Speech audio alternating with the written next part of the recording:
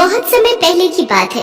सीलमपुर नाम के गांव में दिवाली की तैयारियां चल रही थी। सब लोग बड़े ही खुश थे और दिवाली का इंतजार कर रहे थे। उसी गांव में एक परिवार रहता था।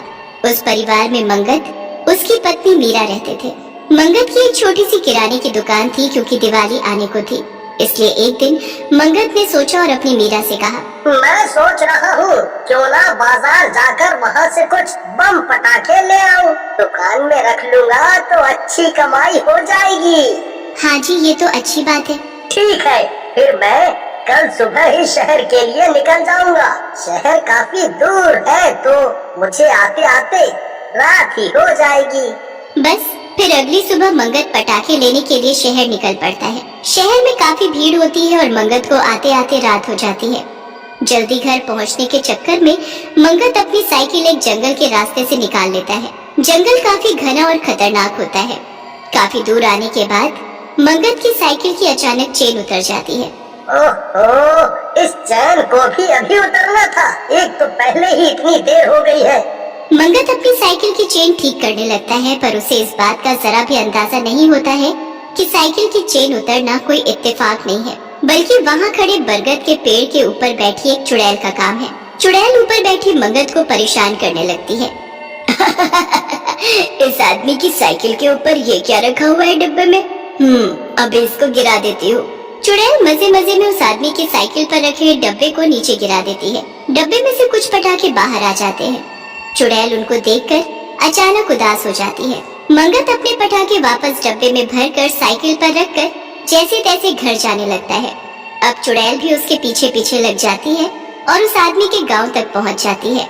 गांव में पहुंचते ही चुड़ैल की आंखें खुशी से चौड़ी हो जाती हैं। दिवाली, वाह, सब कितना सुंदर है। अब मैं भी इन सब के साथ दिवाली मनाऊंगी। चुड़ैल उस आदमी के साथ उसके घर तक पहुंच जाती है। घर में मंगत अपना पटाखों का डब्बा लेकर पहुंच जाता है।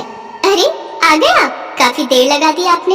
अरे बस क्या बताओ कि कितनी भीड़ थी शहर में, और ऊपर से मेरी साइकिल पंचर हो गई। उसके बाद मेरे पटाखे गिर गए। बड़ी मुश्किल से घर पहुंचा हूँ।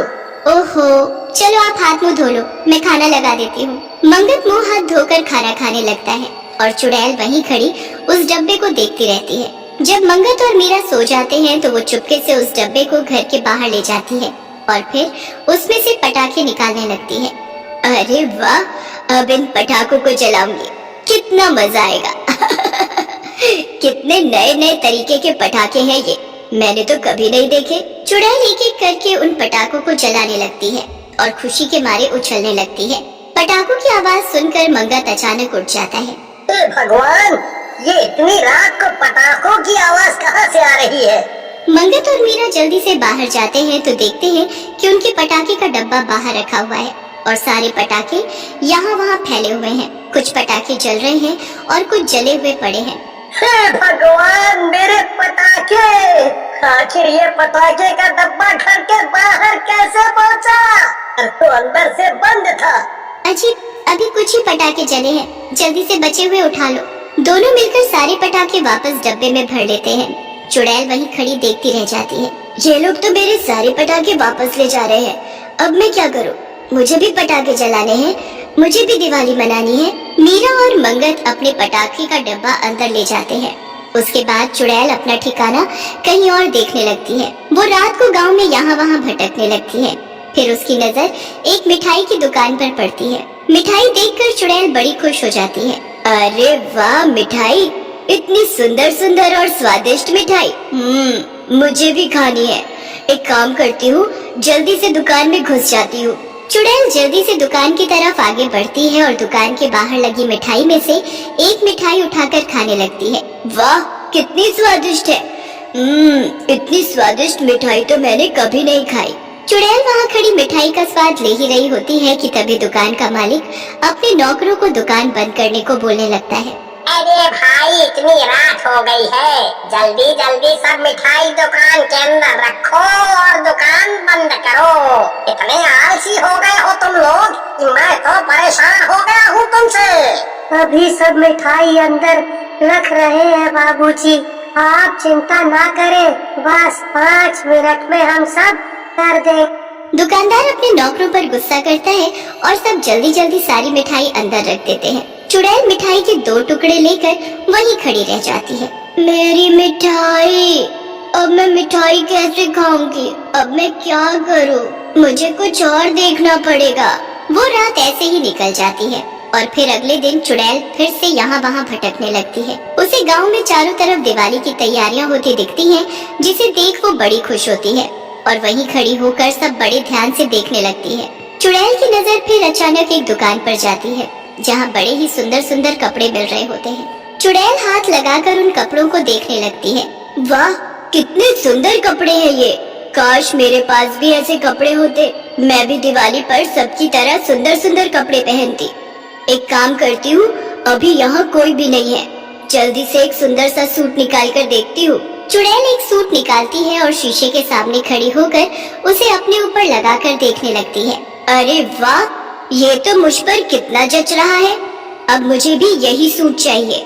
मैं भी दिवाली पर इसे पहनूंगी। चुड़ैल उस सूट को अपने ऊपर लगाकर देख ही रही होती है कि अचानक उसके पीछे दुकानदार आ जाता है, जिसे वो चुड़ैल सामने तो नहीं बल्कि शीशे में दिख जाती है। अरे भाई लोगों, जल्दी आओ, जल्दी आओ। अरे क्या हुआ सेठ जी, क्यों चिल्ला रहे हो? आप तो काफी डरे हुए भी लग रहे हो। अरे बात ही कुछ ऐसी है। अरे पर बात तो बताओ कि क्या है? अरे मैंने अपनी दुकान में एक चुड़ैल देखी है। मुझे वो सामने तो नहीं दिखी, लेकिन वो शीशे में साफ साफ दिख रही थी। वो मेरी दुकान के कपड़े अपने ऊपर लगाकर शीशे के सामने खड़ी थी और खुद को देखकर बड़ी खुश हो रही थी। हे भगवान, ये आप क्या बोल रहे हो? हमारे गांव में मतलब चुड़ैल घूम रही है। अरे भाई लोगों, अब दिवाली आ रही है ना, इसलिए मुझे लगता है किसी ने जादू टोना करके आपकी दुकान में चुड़ैल छोड़ दी है। आप जल्दी इसका कुछ करो, क्योंकि आज आपकी दुकान बर्बाद कर देगी और कल को किसी और की। अरे जल्दी से गांव के तांत्रिक को बुलाओ और वही इसका समाधान करेंगे। और आप सबसे पहले उस दुकान को बाहर से बंद कर दो, ताकि वो चुड़ैल अंदर ही बंद हो जाए। दुकानदार जल्दी से जाता है और अपनी दुकान का शटर बाहर से लगा देता है। शटर बंद करते ही चुड़ैल अंदर बंद हो जाती है। अरे ये दुकान किसने बंद कर दी? अब मैं क्या करूं? मुझे तो इतना जादू भी नहीं आता कि मैं ये दुकान खोल सकूं। अब मैं क्या करूं? चुड़ैल तो अंदर बंद हो जाती है और इधर गांव वाले उस तांत्रिक को बुला लाते हैं। तांत्रिक दुकान के बाहर खड़े होकर अपने मंत्र पढ़ने लगता है और कुछ चीजें दुकान के ऊपर फेंकने लगता है। मुझे किसी ने नहीं भेजा है, मुझे यहाँ से आजाद कर दो, मुझे जाने दो। तांत्रिक उस दुकान का दरवाजा खुलवाता है और फिर बहुत सारी भभूत उस चुड़ैल पर फेंकता है, जिससे वो चुड़ैल सबको दिखने लग जाती है। उसके बड़े ही फटे पुराने कपड़े होते हैं और दिखने में वो बहुत ही गरीब होती है। मुझे जाने दो, मुझे भस्म मत करो, मैंने किसी का कुछ बुरा नहीं किया। तो फिर तू इस गांव में क्या कर रही है और इस दुकानदार के साथ क्या करने वाली थी? मैं कुछ नहीं करना चाहती थी। मैं तो बस इस पटाखे वाले के पीछे पीछे इस गांव में आ गई, क्योंकि मुझे पटाखे जलाने थे। फिर जब मैंने पटाखे जलाने शुरू किए तो उसकी आवाज से ये लोग उठ गए और सारे पटाखे ले गए। मैं बाहर ही रह गई। उसके बाद मैं मिठाई खाने गई तो वहाँ भी उस दुकानदार ने सारी मिठाई अंदर रखवा दी और मैं मिठाई भी नहीं खा पाई। मैंने कुछ नहीं किया, मैं बहुत गरीब थी और दिवाली वाले दिन ही मेरी मौत हो गई थी। बड़ी इच्छा थी हमेशा एक अच्छी दिवाली मनाऊं, पर ऐसा कभी नहीं हो सका।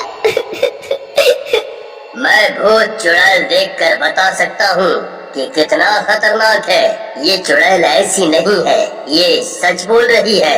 अब तुम सब गांव वालों को इसकी इच्छा पूरी करनी होगी, पर तुम भी वादा करो कि उसके बाद तुम यहाँ से चली जाओगी। हाँ, मैं वादा करती हूँ, फिर मैं चली जाऊंगी। बस फिर सब गांव वाले उसकी ये इच्छा पूरी करते हैं। उसकी जो इच्छा जीते जी पूरी नहीं हो पाई थी, वो मरने के बाद पूरी हो ही जाती है।